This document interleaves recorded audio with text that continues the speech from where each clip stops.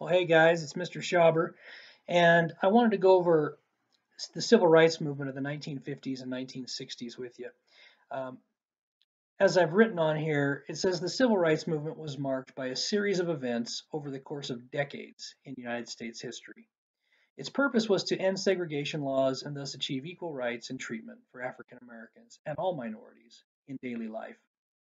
The movement produced amazing people, events, images, and results, some of which you will see in the following slides. So as we talk about civil rights,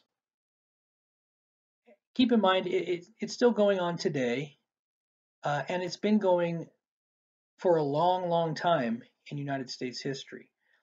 And so it's not an overnight thing. There is no simple solution, or at least there hasn't been a simple solution produced. But and it's been the cause of a lot of contention and a lot of problems in U.S. history. We're not a perfect country. We're not, and we don't pretend to be, and we never claimed to be.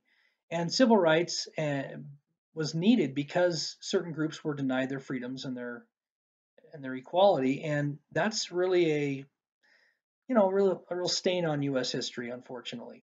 But I think that nowadays, and I'm making this in 2020, I think we've overcome most of the problems of the past that were plaguing us before. Some people might disagree, but I think a lot of the injustices and problems of the past have been rectified and really fixed to a large measure. So anyway, let's look at the history of civil rights a little bit. We have to go back to pre-Civil War. Just before the Civil War started, Dred Scott and his court case was front and center in this country's history. What happened was Dred Scott was a slave. He lived in a slave state. If you remember, the country had been divided in 1820 with basically an imaginary line that split the country north and south. It was called, the compromise where the line was basically drawn was the Missouri Compromise. And so anything to the north of the line, slavery was not allowed in any way, shape, or form. Anything to the south of the line, slavery was allowed. It wasn't required, but it was allowed. Dred Scott lived in Missouri, which was a slave state. He was treated like a slave. His slave owner moved him to some places in the north for a while and still treated him like a slave, and then moved him back to the south and resumed treating him like a slave. So Dred Scott and eventually his family sued for their freedom, saying they should not have been kept as slaves, especially when they went to the north and were still treated like slaves, and that they should be emancipated, be freed. Well, his case went all the way to the Supreme Court, and the Supreme Court ruled against Dred Scott and against his family, saying that slaves were property and could be treated as such, and therefore should not have even been able to bring a lawsuit, a federal lawsuit of that nature to the Supreme Court.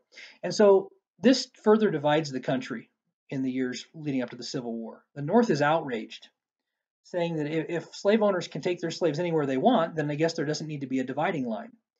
And the South is celebrating, saying, look, slavery's not that bad. We told you it's not that bad. It's our institution. You can't take it away from us. And even the Supreme Court agrees with us. And so this just furthers the divide between North and South, and it doesn't cause the Civil War by any means, but may have expedited the beginning of the Civil War. Who knows? But at any rate, it is one of the major Supreme Court cases of all time because of its implications. And obviously we can see what happened as a result of the Dred Scott decision. And then after the Civil War, in 1896, the same year that Utah becomes a state, and so we're talking 30 years after the Civil War, the separate but equal idea becomes a common phrase in the American lexicon. Uh, what happened was there had been a man named Homer Plessy, and we'll talk about him in just a minute. But Homer Plessy got entangled in a mess in Louisiana, and out of that, a court case came about. And because of that court case, this separate but equal idea gains footing and major footing in the United States. A lot of states start using this justification to to have segregated things in society, segregated everything eventually, from schools to hotels to restaurants to drinking fountains to public restrooms. It even got so bad that uh, whites and blacks in some places in the South took an oath to tell the truth in a courtroom on different Bibles, segregated, if you will, Bibles. Um, Everything was segregated, but it was supposed to be equal. Well, how do we get to that point? Why was separate but equals a thing? It was a thing because of this Plessy versus Ferguson decision. I just mentioned Homer Plessy a minute ago. Homer Plessy was a man who lived in Louisiana. He was 7/8 white and 1/8 black. From a small town, everybody knew who your parents were and your grandparents were. And being 1/8 black, he would have been or would have had African American ancestry in one of his great grandparents. But still, with only 1/8 black, he was considered a black man in Louisiana. And Louisiana already had a law that said the state could have separate train cars for whites and blacks to ride on. So they were segregated train cars. And Homer Plessy tried to get on a whites only train car. He got denied, and there was a lawsuit claiming that it was a violation of the Equal Protection Under the Law clause of the 14th Amendment to the U.S. Constitution. And his case went all the way to the Supreme Court. He lost his case in the Supreme Court. The Supreme Court ruled that yes, Louisiana was okay to have separate train cars as long as those train cars were equal. So the separate but equal idea really gains hold after the Plessy versus Ferguson decision. And so, like we mentioned on the last slide, everything becomes segregated now. So Louisiana can have separate train cars, and they say, well, we can have separate other things too. And so they start separating or segregating almost all aspects of society that they could. And pretty soon, other southern states follow suit and do the same thing, segregating just about everything they could between the races. Again, these things are supposed to be equal, but usually they were not. Imagine that. And so, this separate but equal idea, because of Plessy versus Ferguson in 1896, will kind of dictate life, especially in the South, for the next half century. In response to the separate but equal idea and the segregation of nearly all things, especially in the South, the National Association for the Advancement of Colored People is formed in 1909. Their purpose is to remove segregation laws. Blacks had also been given voting rights, at least on paper, after the Civil War, not long after the Civil War ended, and those rights had been pretty much taken away from them by the early 1900s also. And so they wanted to restore voting rights. So end segregation and restore voting rights were the NAACP's goals. Well, to do that, it basically required a lot of lawsuits. And they would sue when they saw injustices taking place. And usually they lost their lawsuits, especially in the early days. Eventually, they'll start gaining some traction and make some advancements over the years. But it's a slow process, a painful process for the NAACP. The NAACP will have chapters or groups in pretty much all the cities, big cities around the country, even some of the small cities after a while.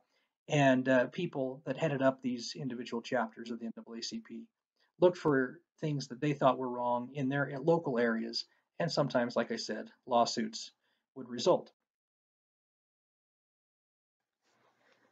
The thing the NAACP probably sued more about than any other topic or any other aspect of segregation in society was this public schools.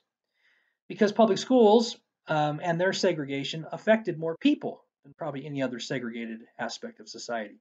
Think of all the kids that go to public school, and so you can see here on this map, by the mid 1950s, a large section of the country required segregation in public schools.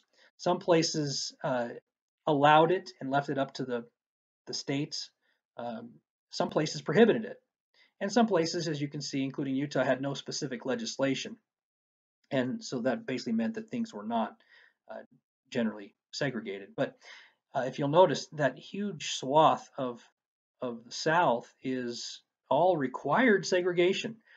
And Kansas was where segregation was allowed, and so they used it.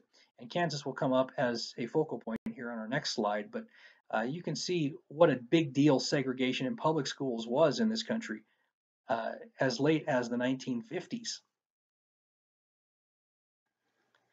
And so, like I mentioned, Kansas becomes ground zero for the fight over segregation in public schools. The NAACP had sued numerous times over this issue over the years and had always lost. But like I said, they kind of advanced a little, gained a little bit of traction as time went on. And by 1954, they finally win.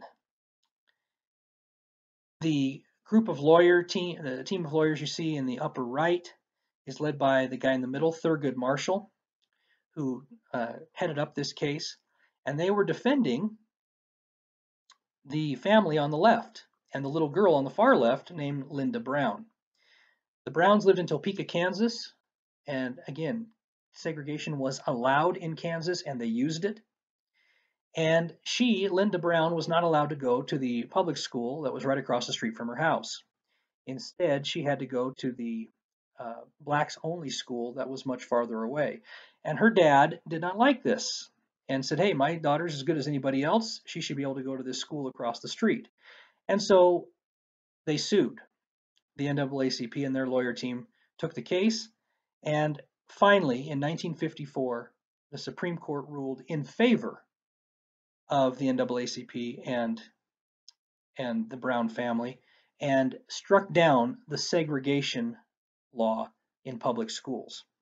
Now, this didn't end segregation in every other aspect of society yet, but in public schools, the Supreme Court said that integration needed to now take place. And so some places complied right away and did it. Some places hesitated and resisted for a while and then followed the law. And some places resisted for a long time and only followed the law when they were forced to.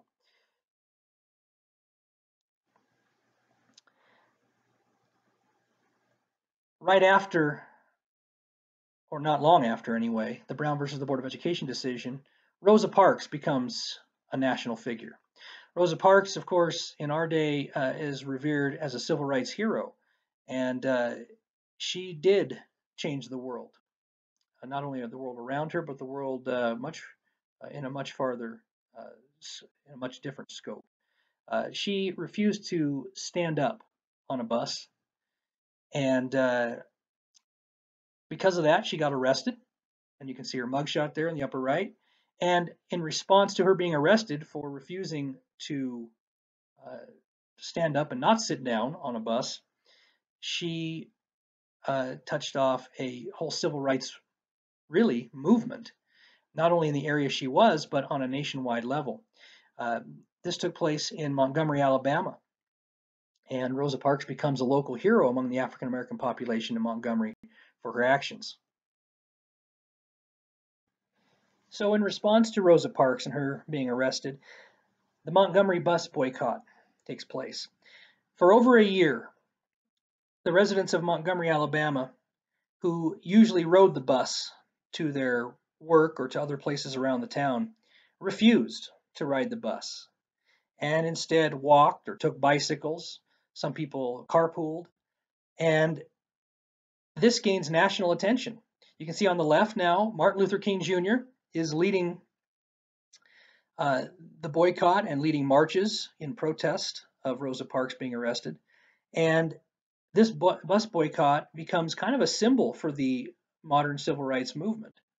Martin Luther King had become the face of the civil rights movement by this time. He was a young preacher, pastor, and he becomes kind of the most visible figure, leading the boycotts and protests and marches and sit-ins and doing this in what he wanted to portray as a dignified manner, a peaceful, nonviolent manner, and this has an effect because the city of Montgomery did not think that the boycotters could keep this up, and they did keep it up. Like I said, for over a year, and finally, the city has to give in, and the civil rights movement and the bus boycotters win in the end, which is again a major win for the early civil rights movement. One of the next big civil rights things to happen was in 1957, and Arkansas had resisted integration in public schools, and in the town of Little Rock, uh, it all comes to a head with 9 African American students. These 9 kids, the Little Rock 9, led by Ernest Green, who was the only senior among the 9 kids, get picked finally to integrate into Central High School, one of the biggest and academically best schools in the country. And the governor of Arkansas did not think these 9 kids would last. He didn't think they would want to stay at the school. So he finally says, "Yeah, we'll let 9 kids go," and thinking that they're going to get picked on and not want to be there, and they'll just give up. Well, the kids were serious about it, and before the first day of school starts, the governor comes on TV and says, "Well, we can't let the kids go to Central High School because it's not going to be safe for them, and so I've ordered the National Guard to block the entrances of the school, and so they can't get in on the first day." Of course, the white kids could get in, but the black kids couldn't. And hearing about this, the President of the United States, Dwight D. Eisenhower, says, "Okay, well, we'll see about that." And he uh, is going to show the governor who's boss. He is not happy about this governor's uh, decision to block these kids. And so he, the President of the United States, sends in the 101st Airborne Division of the U.S. Army to pick the kids up at their homes each morning and drive them to school, escort them on the school grounds and through the hallways and even into class if need be. And, some of the kids at Central High were friendly to the African American kids. Some were indifferent, and some were flat out mean to them and jerks. And so these 9 kids did have to put up with a lot. Now, unfortunately for them, the 101st Airborne doesn't stay forever. In fact, they're only there for a short time, and then they leave. And these 9 kids now are forced to put up with some of this discrimination that a few of the students demonstrated, which was really unfortunate. But these 9 kids are amazing. They're trailblazers. And they show the rest of the country that, things are going to be difficult at times. Causes worth promoting are tough, usually, but they're very rewarding, and you can win out in the end if you have courage and the will to succeed. And so these 9 kids, led by, like I said, Ernest Green, who does graduate from Central High School in the graduating class of 1958, they show the country what true heroism and courage looks like. The civil rights movement also was marked by what we call sit-ins, and here's one from 1960. African Americans and white people who supported the cause would go into places that only served whites and wouldn't serve blacks, and they would sit down at the lunch counter.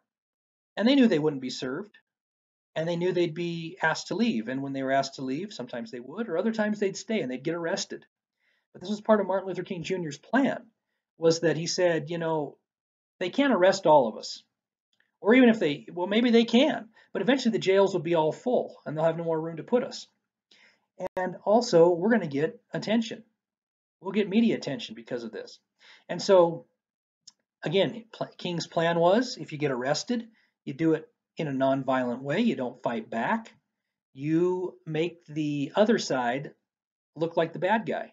And eventually you're going to win support for your cause from other people. And the sit-ins were one way to do that. There was also a freedom ride that was undertaken in 1961. The freedom rides were out throughout the South, whites and blacks both, rode buses through the South promoting their cause. Occasionally, they turned violent. Uh, Opponents of the civil rights movement uh, at times attacked the buses, attacked the civil rights activists, and it could turn very ugly. But the freedom rides were to promote the cause throughout the country, and especially throughout the South. I mentioned previously that one of the purposes of the NAACP, and eventually one of the purposes of the civil rights movement, was to get the black vote restored. The 15th Amendment, ratified in 1870, 5 years after the Civil War ended, had given all citizens the right to vote. The 14th Amendment, passed in 1868, had established citizenship for all people born or naturalized in the United States, which meant that all blacks now who were freed by the 13th Amendment, passed in 1865, there were no more slavery according to the 13th Amendment. The 14th Amendment made them all citizens, and the 15th Amendment said they could vote. Now that did not apply to black women yet, just as white women did not have the right to vote yet. But black men were supposed to have the right to vote now as citizens of the country. And they did exercise that right throughout most of the South for a good 15, 20, 25 years. But the problem was that most states had come up with ways before long to prevent black men from voting. So by the late 1800s, the states had found ways to all but eliminate the black vote. And so one of the main things in the civil rights movement was to get the black vote back, because it's through the voting booth that you make a difference. And they knew that. I've put some more pictures on here. You can see Martin Luther King Jr. leading the Albany, Georgia movement in 1961 and 62, kind of taking a look at this chronologically. Again, peaceful protest. You march, you don't yell and scream at people, you don't fight back. And oftentimes Martin Luther King and his supporters would get arrested for no good reason, other than they were marching peacefully, and some of these southern states would still arrest them and throw them in jail, and or beat them with clubs or stick police dogs on them or hose them down with fire hoses. But these types of images get shown in newspapers and on the evening news. And eventually, support for Martin Luther King and his movement really gains ground, because if you're in Seattle, or if you're in Minneapolis, or if you're in Salt Lake City, and you turn on the evening news and you see people getting clubbed and beaten and attacked by police dogs when they're just minding their own business in the street or marching peacefully down the street, you start to wonder what's going on in your country, and you do gain some sympathy for the civil rights cause, and you start demanding that Congress in Washington, D.C. make some changes. And that's exactly what happened over time. So while it probably wasn't any fun to get clubbed and hosed down with a fire hose, these methods worked. Again, you can see more of what I was just talking about. Martin Luther King Jr. getting arrested there on the bottom, and the fire hoses and the police dogs. And again, people around the country started seeing these things on TV at night and seeing pictures in the paper, and said, this isn't my country. This can't be my country. What's going on in the United States in the mid 1960s? This is happening to innocent people. And so demands were made to Congress to make changes and to do something about this, and eventually they did. One of the high points, of course, of the civil rights movement was in 1963, and the March on Washington. Martin Luther King Jr. was the headliner for this, and he, of course, in front of the Lincoln Memorial steps in Washington, D.C., gave the famous I Have a Dream speech. And this March on Washington was attended by, no one knows exactly for sure, could be 500,000, could have been 1 million people, but whites and blacks alike, male and female, kid and elderly, everyone showed up for the I Have a Dream speech and the March on Washington to show that this was a united effort for many people and that changes had to be made and that we are all one people when it comes down to it. We are all part of the human race. We all have basic human rights and that should be respected, and we all have opportunities that should be provided as Americans. And so this, of course, was an amazing speech. I encourage you to go listen to it. Listen to the whole thing, not just little sound bites, but the entire speech. Tremendous. After King gave his speech, we thought things might get a little better, and in some ways they did, in some ways they did not. The Mississippi Freedom Summer, Mississippi was one of the most impoverished and the public states and the most uneducated states, and no fault of their own, just the public schools were not real good.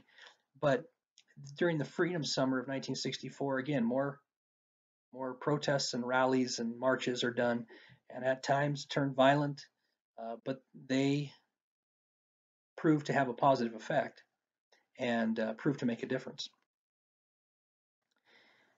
And so finally, in 1964, after all of this, the Civil Rights Act of 1964 is signed into law by President Lyndon B. Johnson. You can see Martin Luther King Jr. there, looking over his shoulder on the picture to the left and shaking his hand in the picture on the right. I don't want to bash on President Johnson, but he did not want to sign this into law. He had a lot of pressure by this time from Congress and from the civil rights movement leaders, and so to look good, he did sign it. But Johnson, was not real fond of the civil rights movement, not real fond of African Americans in general, and he did not make that sentiment and that feeling. Let's just say he didn't try to hide it very often. He was pretty open about it at times, and so. But fortunately, he did sign it into law, which was the right move, of course, and long overdue. For his efforts in all of this, Martin Luther King Jr. won the Nobel Peace Prize in 1964, and his legend only grew at that time. But despite the Civil Rights Act being passed in 1964, all work was not yet done. And in 1965, one of the most famous events of the civil rights movement of this era takes place in a march from Selma to Montgomery in Alabama. Again, this is a peaceful march, a peaceful protest. The purpose is to try to get everybody on board with the civil rights movement. That's not over yet. Even though the Civil Rights Act was signed, the movement's not over. We still need to get voting rights back. And as this peaceful march is happening, you can see police will attack and arrest a number of people, clubbing them over the heads with their nightsticks, and it just turns really nasty. But yet, that did not deter King and the leaders of the movement. They kept doing what they knew was right and what they knew would make a difference. In 1968, Martin Luther King Jr. is tragically shot and killed in Memphis, Tennessee, at a hotel-motel establishment. The man accused of the crime is James Earl Ray, and this is, like I said, a tragic event. It shakes the civil rights movement to its core. They've lost their leader. Now, other leaders will emerge and fill the shoes left by Martin Luther King, but it's never quite the same. Now, fortunately for the civil rights movement, some of their toughest days were behind them, some of them, and some of the biggest things they wanted to accomplish had been accomplished by this time. But of course, the civil rights movement would continue in certain ways after King's death. But fortunately, he was able to accomplish a ton while he was leading the movement. And the Civil Rights Act, the Voting Rights Act, which takes place in 1965, these things are done on his watch. And of course, the civil rights movement is indebted to him forever for these things.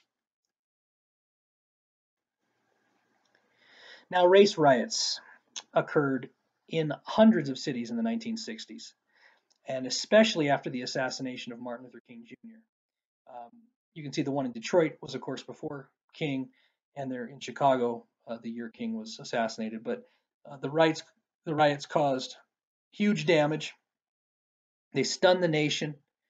Uh, Cities are lit on fire. Downtown districts of cities are destroyed, looted, um, just burned. Like I said, it's crazy. The nation is shocked. And some of these cities still haven't quite recovered, honestly. You'd think, well, wait a minute, of course, 50 years ago, they must have recovered by now. And many of them have rebuilt and things, but the psychological scars left behind by these race riots uh, are still evident when you go to places like Detroit. And and so these race riots are horrible things. But it just shows that not all was well in the civil rights arena, even though so much progress had been made. During the life of Martin Luther King, toward the end of his life, and then after, the Black Power movement and the Black Panther movement really emerge. Whereas Martin Luther King Jr. was about nonviolent civil disobedience and you do things peacefully, uh, people like Malcolm X were more, in your face, uh, violent if you have to be, and that was kind of more of their attitude. And so this, of course, this movement is large as well because it was kind of like if someone came up to you and slapped you across the face, Martin Luther King Jr. would say, "Turn the other cheek." He was playing on the ideas of people like Gandhi and Jesus, and that again, that was the most effective way to get things done in the long run because eventually you won support for your cause uh, by a lot of people because they saw that you were being beaten up and you know and you were the innocent one. And so the nonviolent direct action was kind of the really the most effective way, but a lot of people didn't want to do that. And so Malcolm X says, no, no, no. If someone slaps you across the cheek, you punch them in the nose. And while this was less effective to get long-term change accomplished, in the immediacy, it was really popular among some African Americans and civil rights people in general. And so you can see in the Olympics, 1968 Olympics, a couple of Americans on the victory podium, and they were doing the fist up, the Black Power symbol. And you can see there in the picture in the middle, from youngsters to probably guys in their late teens, early 20s doing the same thing. And Malcolm X really promoted this idea, saying, no, no, we can't sit around and wait for change. We have to make it happen. And we're going to make it happen violently if we need to, and we're going to be in people's faces if we have to, but we are going to get our way. And so, again, the civil rights movement was both. It was the Martin Luther King ideas and philosophy. It was the Malcolm X ideas and philosophy. In the end, King's philosophy proved to be more effective, but the civil rights movement was marked by both of these styles.